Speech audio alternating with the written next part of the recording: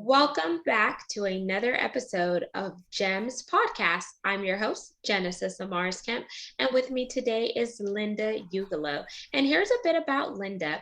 Linda is a speaking confidence coach and movement specialist with a groundbreaking approach to overcoming the fear of speaking, formerly stricken with public speaking fear herself. And she now helps entrepreneurs, business owners, and corporate leaders to transform their experience of speaking from dread to delight, wherever they speak, online or on stage, in the media or in the meeting room. Linda holds a master's degree in expressive therapy and movement studies and has performed internationally for over 3 decades with the Women's World Music Group.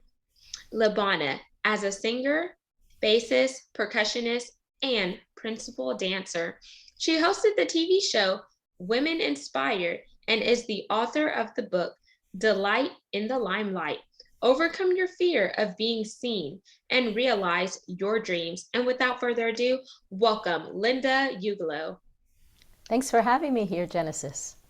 My pleasure, Linda. And wow, what an impressive bio and background. But I know that's just a short amount of what you do. So give us a fun fact, Linda, about yourself.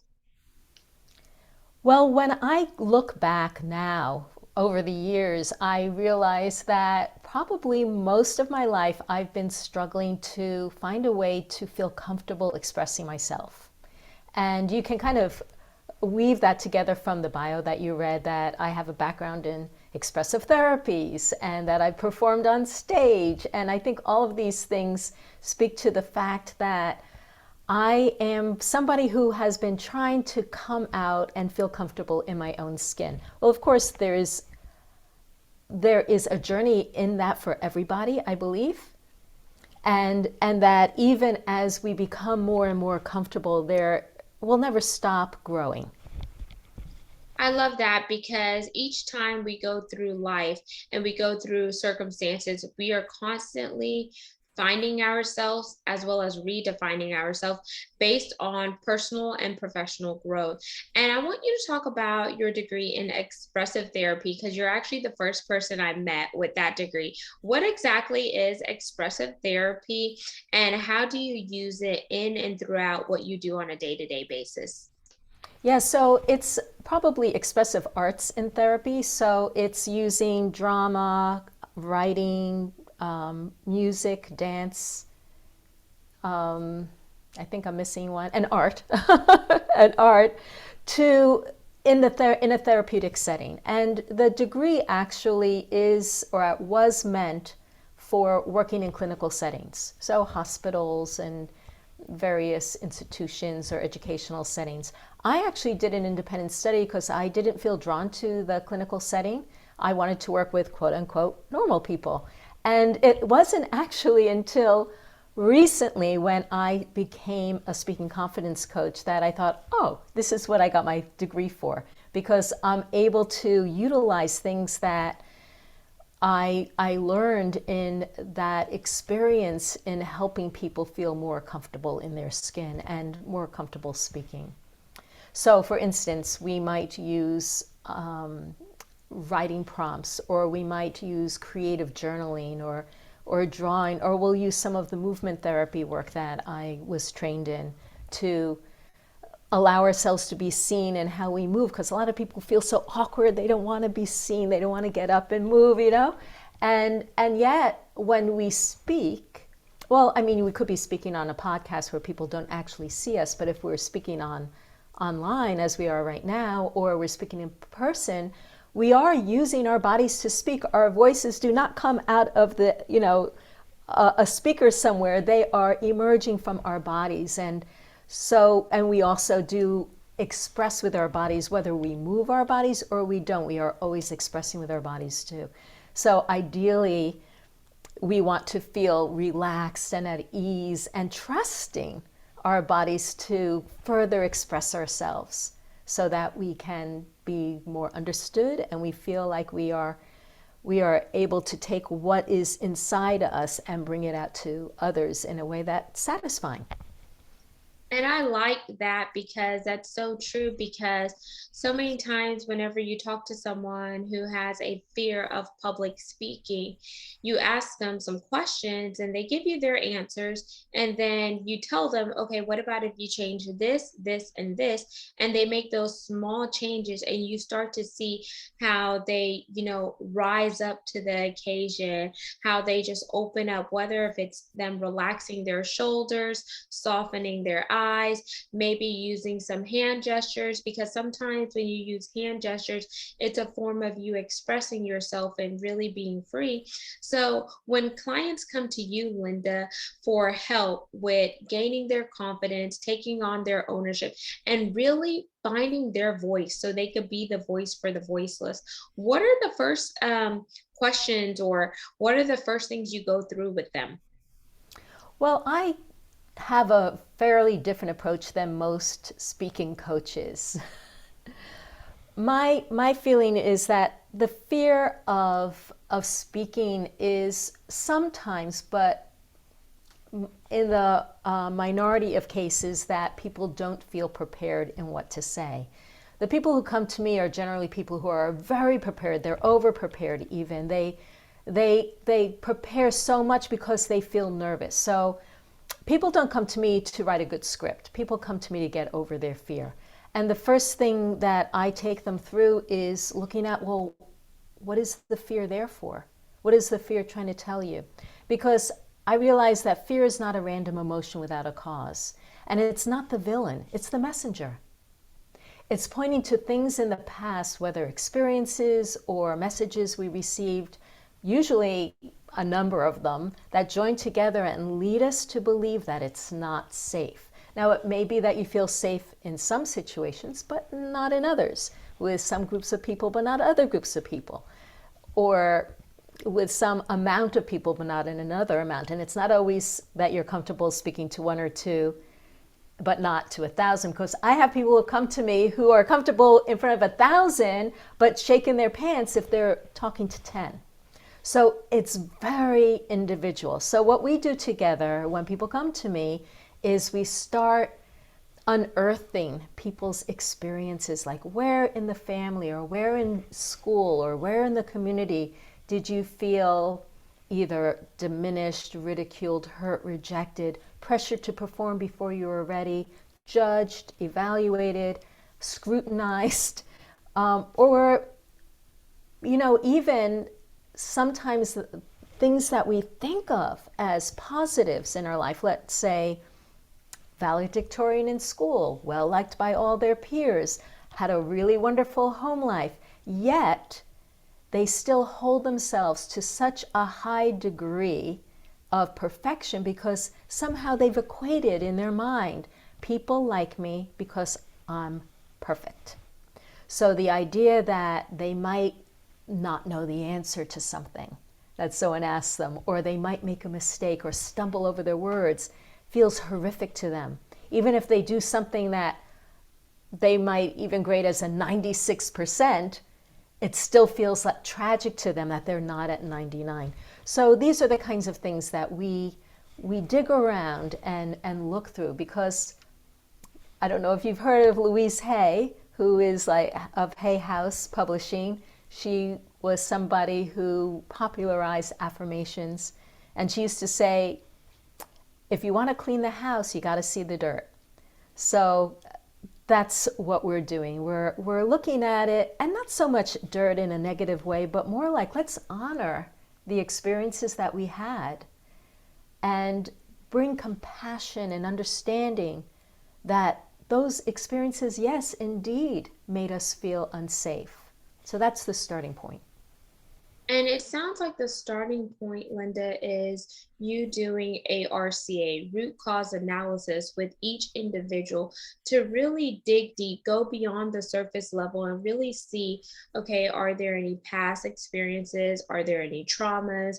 Are there any triggers? Is there anything going on internally that is causing you to react the way that you feel? And that is spewing out externally. Because if you don't feel good internally and you have some form of intrinsic fear or etc., that is holding you back from showing up as your whole self externally and allowing people who need what you have to offer um, from receiving it. Because sometimes we ourselves could be our biggest advocates, but we could also be ourselves biggest critics because we allow something small as fear.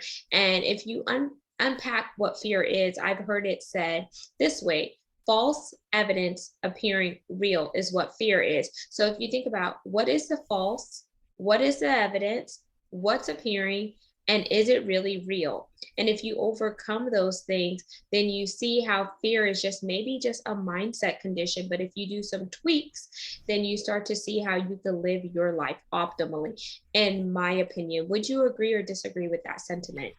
I think I could see it go both ways. The people who come to me, I would say, I wouldn't call it false evidence. I would call it real evidence. These are experiences that people had that were real for them. And they didn't have the resources as a young person in their lives or wherever they were in their life to handle it. And I mean, when you have, let's say, a parent who is telling you that you're good for nothing and I wish you weren't alive, that's real evidence. You know, it's not like, no, I'm not going to tell someone that that's not real. I'll help them heal it. And that's what we do.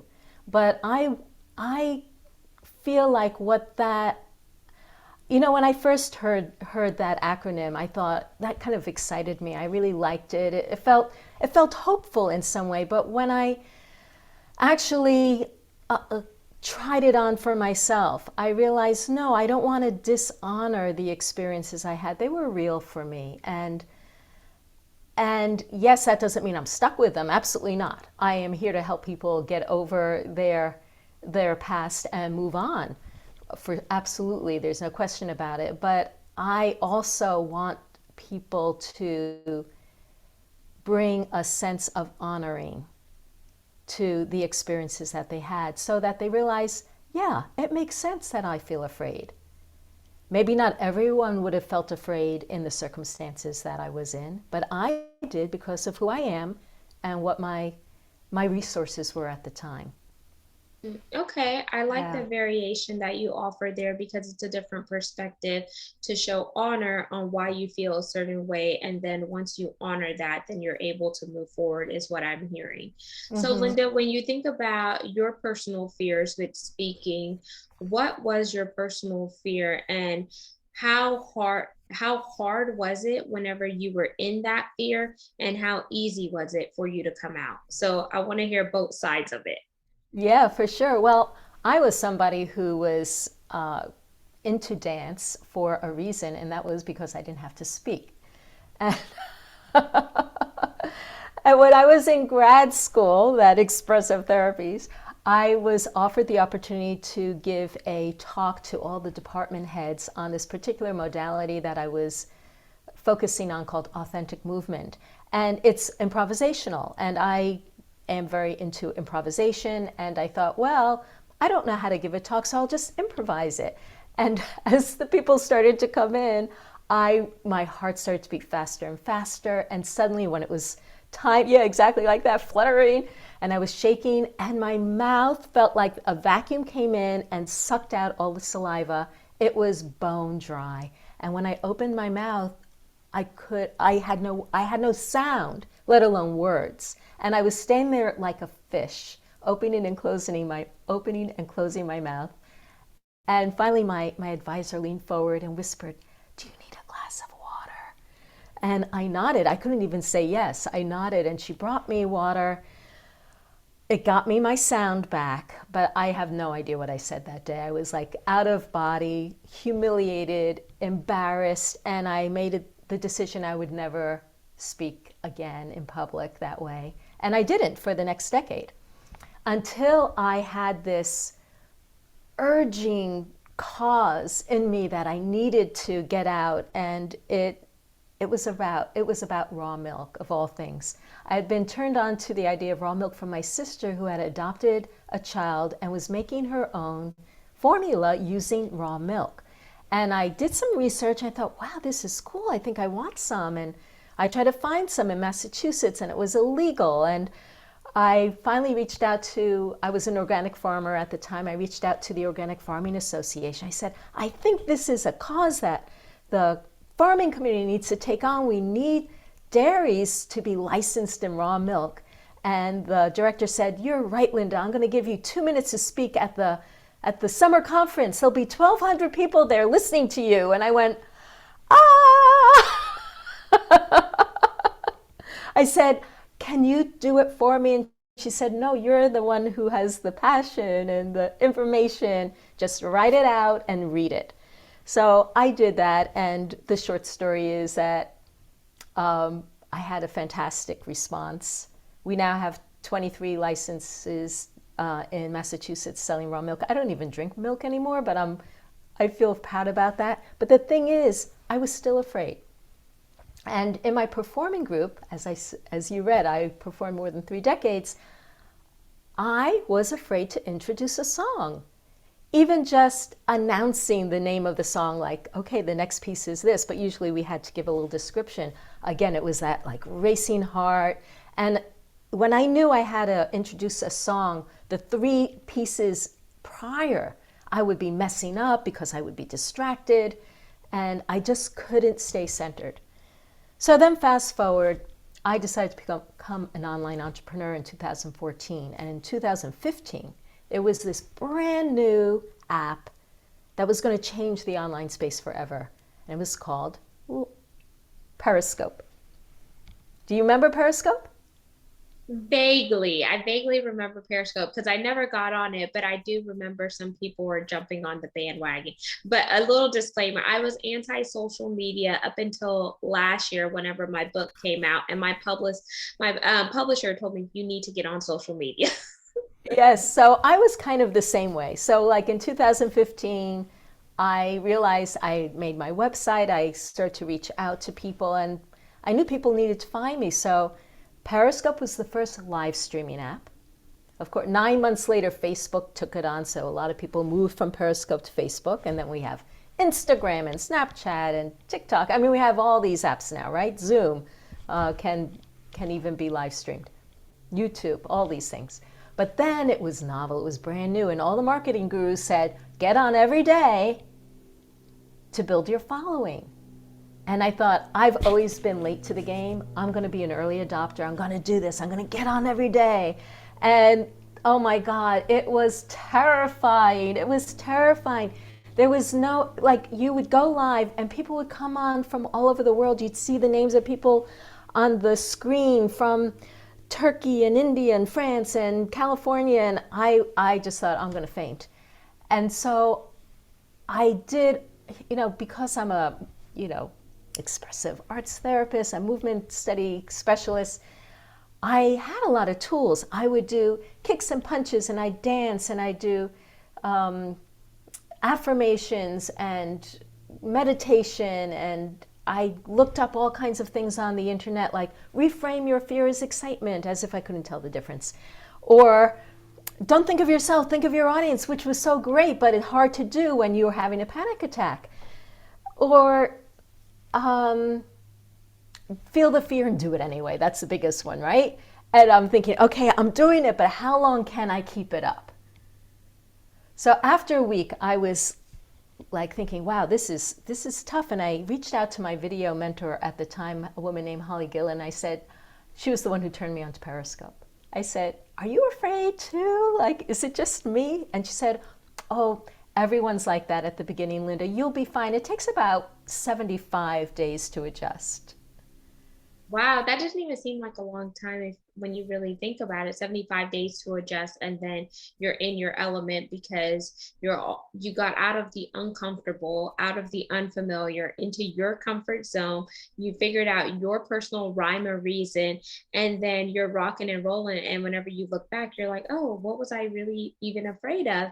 But when you mentioned earlier, Linda, you mentioned whenever they told you that you were going to be speaking, I think it was 12, was it 1200 or 12,000? 1200. 1200. You're like, was it the number that scared you, the number of people that were going to be in the room, or was it just seeing all the faces? Both. Everything about it. I mean, I've been on stage performing in front of, over 1,000 before. It's the speaking. It was the speaking for me. So the speaking. So whenever you think about someone else who may have a similar experience to you, do you work on any like breathing techniques, or do you have them do like mirroring work where they practice in front of mirror, or power poses? Oh, we do all of that, but that comes later. But I do want to just circle back, because after 75 days of the daily Periscope, I was still as afraid as I was on day one. I really hoped, like you said, it's like, okay, I'll do this. I'm going to just keep going. And of course, I'll feel better. But I got to that day and I was like, what is going on here? What's wrong with me? And then I thought, I've got to get rid of this, because it's not like I wasn't showing up, but I don't want to live like this every day. And that's when I decided I was going to get rid of it. So you had asked me, what happened to you? So what I did on that day, I said, okay, I'm going to make a list of all the tools I have, and I'm going to get rid of this sucker, And then I thought, okay, before I get rid of it, let's see what it is. What am I afraid of? So I closed my eyes to connect with the fear and asked, what is this fear trying to say? And what came back was, I'm going to be attacked. And I thought, wow, attacked? When have I been attacked? And then I had this memory of my sisters, my two older sisters, attacking me when I was a kid anytime my mom put me in the center of attention, because I was the good girl. I always did put my clothes away. I did the dishes when she asked me to. She never had to ask me twice. And she would say, why can't you girls be more like Linda? And that was their cue, as soon as she walked out of the room, of course, to attack me and tell me, shut up, call me stupid, and all these things. So I was like, oh my gosh, well, of course I feel uncomfortable being in the center of attention, because there's part of me that remembers it was dangerous to be put in the center of attention. Wow, that was the opening. That was the opening. Once I realized there was these past experiences, then I went, okay, what else is there? What else happened? So, I mean, what goes along with that particular experience is I was afraid that if I was in the center of attention, my sisters wouldn't love me anymore. Wow. So you being in the center of attention, it made you remember how your sisters treated you after your mom was saying, why can't you be more like Linda? So then your mom had you on a pedestal. So maybe your sisters felt less than, because Absolutely. Your mom was accentuating all the incredible things that you were doing. So she was giving you the praise and having you at the center of attention. They were attacking you, and then you carried that with you for a long time. Yeah. So but it wasn't just that, Genesis. The thing that happens with people's fear is that it's rarely just one thing. It's an agglomeration of different things. So for instance, in 7th grade, at some point, all the girls in my class, my grades, decided for some reason, no one talked to Linda. So in the hallway, when I was chatting with a girl, someone came by and said, remember, we're not talking to Linda. So then there was this feeling of nobody likes me.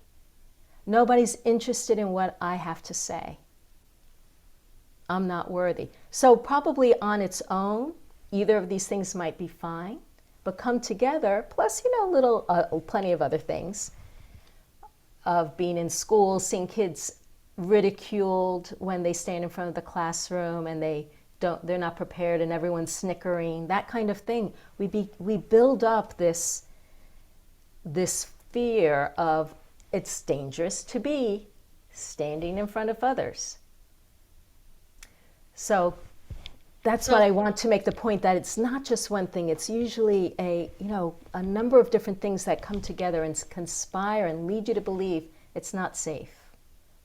Okay. And I like that you brought it all together to really showcase to the listeners and the viewers that it's one thing plus other things that are added together that just make up that compounded fear factor. So whenever you sat in that and before you really closed your eyes and really did the internal work, did you ever think about going to a therapist to have someone else like help you kind of unpack this? Or was it just you doing it all on your own and just really looking at the hard truths within yourself in order for you to come out of it?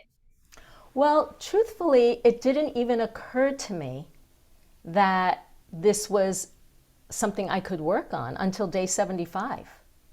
Because I thought everybody feels this way. This is what public speaking is. You're afraid, right? And you just manage it. So it didn't even occur to me that this was something to work on. But that day, once I turned inside, then I actually realized I have the tools to clear this away. And in fact, in 5 days, it was gone and it never came back.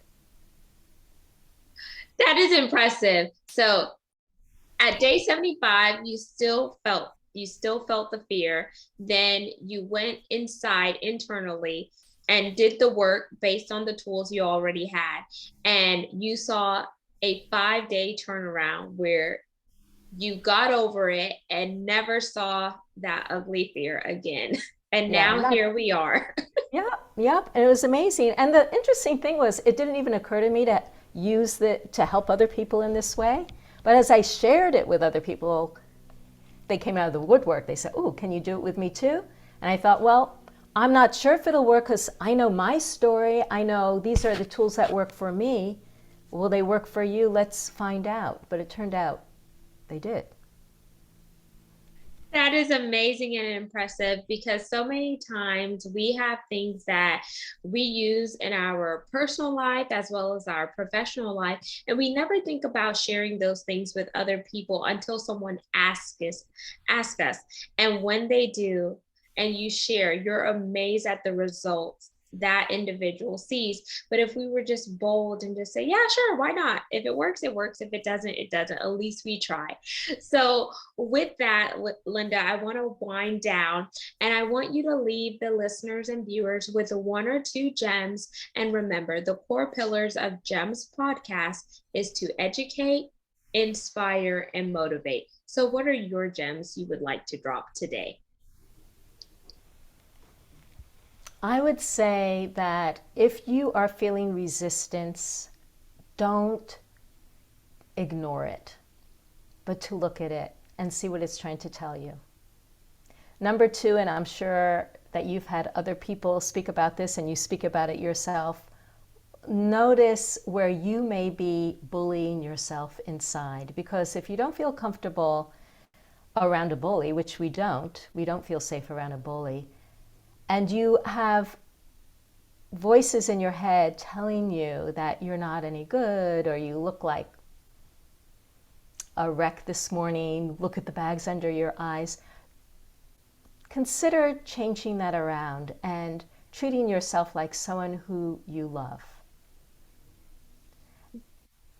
And the third thing that I'm going to recommend is if you do feel uncomfortable speaking and you want a very quick support to help you with something that may be coming up even this week or next week when you're listening to this, think about doing a mental rehearsal, not on what you're going to say, but how you want to feel.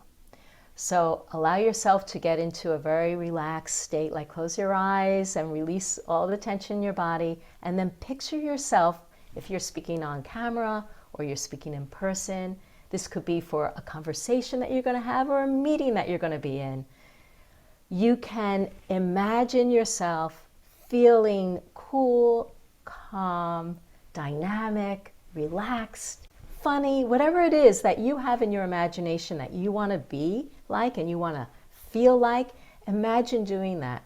Do that several times before the event, and you'd be surprised that this pre-paving is going to help you through to feel much more relaxed and much more you. Those are 3 amazing gems, Linda. Now tell the listeners and viewers how they can connect with you, your website, where you hang out on social media, and your CTA, call to action. For sure. Well, first of all, if you want to read Delight in the Limelight, the book, I have the whole framework that I work with people in that. You can go to Delight in the Limelight, delightinthelimelight.com, or you can find it anywhere online. I would love to continue the conversation with you, and I do have this mental rehearsal as part of a speaker empowerment kit that you can get as a free download. You go to empowermentkit.me, and you can download a mental rehearsal for speaking in person, one for speaking online, as well as 61 power thoughts. And what's nice about reading these power thoughts, even if you don't believe what it says, it replaces the thoughts that are in your mind that may be kind of like bringing you to a downward spiral with thoughts that can bring you to an upward spiral. So this is kind of like the toolkit you want to have in your pocket before you speak. And where I hang out is mostly on TikTok, actually. And so you can find me anywhere on social, though, with my name, Linda Ugelow, because it's kind of an unusual name. And there you have it, listeners and viewers of Gems Podcast. You just heard Linda Ugelow, and we talked about overcoming your fear when it comes to speaking, whether it's on stage, in the boardrooms, or wherever you are tapped on to speak. Make sure you get outside of your comfort zone, open your voice, because your voice can be the voice of the voiceless if you overcome and conquer your fears.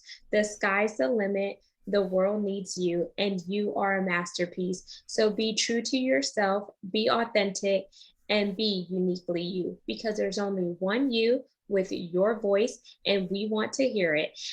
So until we chat next time, make sure you like, comment, and subscribe to the podcast where you're listening it on audio, and follow us on our YouTube channel, Gems with Genesis Amaris Kemp. And until we chat next time, peace, love, and lots of blessings. Have yourself an amazing day.